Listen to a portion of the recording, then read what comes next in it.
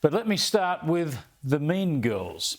It's been a big week for the Mean Girls, hasn't it? Penny Wong has become Foreign Minister and already attended the Quad in Tokyo. Katie Gallagher has become Finance Minister. And Kristina Keneally, well, she got some mean treatment at the hands of voters and has returned to her island home.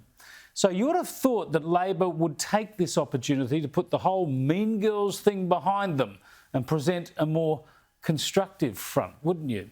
But as you know, Tanya Plibersek yesterday seemed to put in her public application to replace Keneally on the Mean Girls team.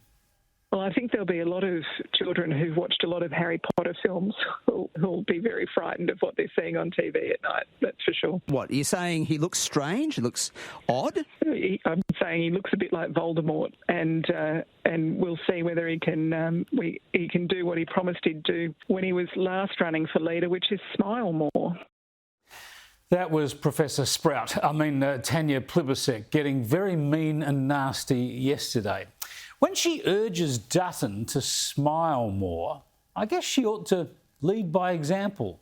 Or are these pictures just a case of her showing the soon-to-be Liberal leader what not to do? Still, to be fair, Plibersek later apologised to Dutton, and rather encouragingly, Anthony Albanese offered a prime ministerial admonition. I think that politics, we need to treat each other with respect, and I think that's important. Tanya recognises that, which is why she apologised, and I'm sure that Peter Dutton, my understanding is he accepted that, and we move on. So Peter Dutton, who's soon to be the opposition leader, took all this in his stride. Point out people's deficiencies in terms of their policies and their decisions. If they're not making decisions that they're going to help the country or help people, fair enough. But when you're going for personal characteristics, that's a different story. I'm not the prettiest bloke on the block, but I hope that I'm going to be pretty effective. There you go, hey. So much for the new elevated nature of political debate. But Plibersek's Voldemort reference got me thinking about the Harry Potter analogy. And I reckon she's got it all wrong. I mean, if you wanted to find the Dark Lord of Liberal Party politics, the evil wizard committed to bringing down his virtuous rivals, a self-obsessed shapeshifter who prizes power and revenge above all else, wouldn't he look and sound a little like this?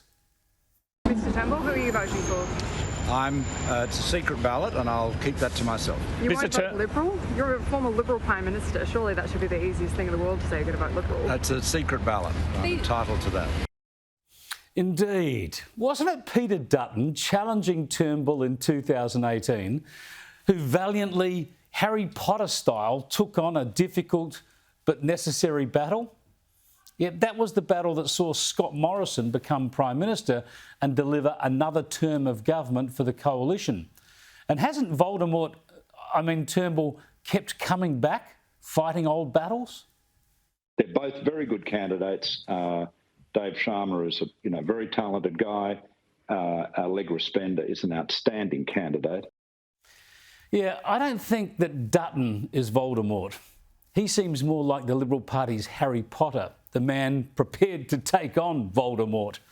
But when all our politicians return to Hogwarts next month, he'll have a hell of a challenge ahead of him.